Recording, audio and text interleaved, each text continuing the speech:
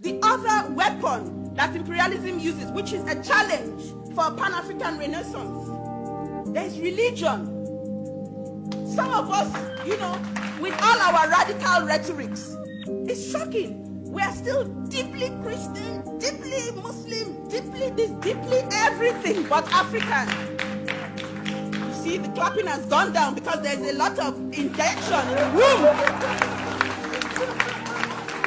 And we can't understand as long as you continue to see and to understand God and the Creator through the lenses of another race. You will never know freedom in your life. Never.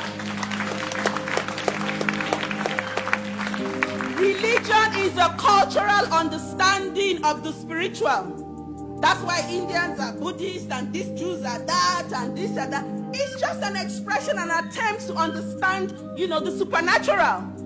So when we as Africans continue the denigration, you hear Africans say, oh, that's fetish. Like some people, when they see the cowries, oh, that's fetish. Do you know what it is? This is where the problem is here, in the head. In the head. And if we don't fix that problem in the head and in the mind, we ain't going nowhere. You see, the Chinese are coming to Africa, right? Or they're already there. They're going to bring their own God, Confucius, whatever it is they practice. And you'll see Africans there, worshipping. There must be a cultural revolution also. If there is no cultural revolution, our political revolution will not succeed. It will be hijacked and defeated. Because while we've done half of it here in the mind, because there's here and then there's here. That's why there's so many of us in church. If you go to Africa, my God, when some of the big churches have their congregation, 10,000 people at one service. Well, I can't even talk about it because when they have their revivals in Nigeria, do you know there's no space for them in the city? They have to give them space outside. 2 million people turn up looking for redemption, looking for the Messiah. But we have to understand that because the state has failed them, society has failed them, only Jesus has not failed them. And the reason why that hasn't happened is that they're most unlikely to meet him.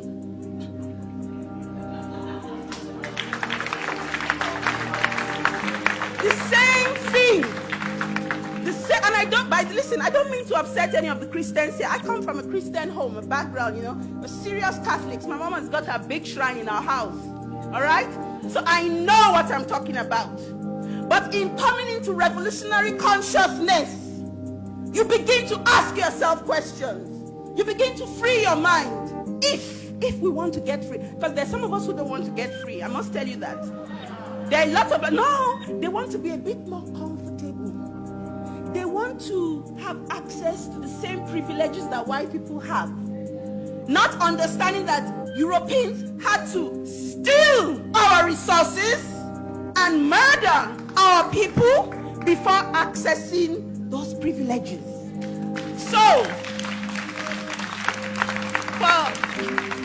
for those Africans who want the same privileges, I always advise them to go and look for a brand new race of people that they can exploit.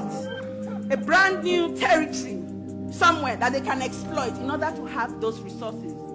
Because some of us want orange juice without oranges. We want freedom without struggle. That's what some of us want. That's why we wait for the Messiah.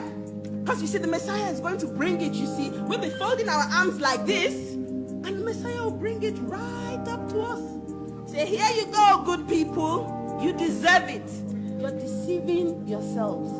And if we're not careful, in the next 30, 40, and 50 years, our children will come again.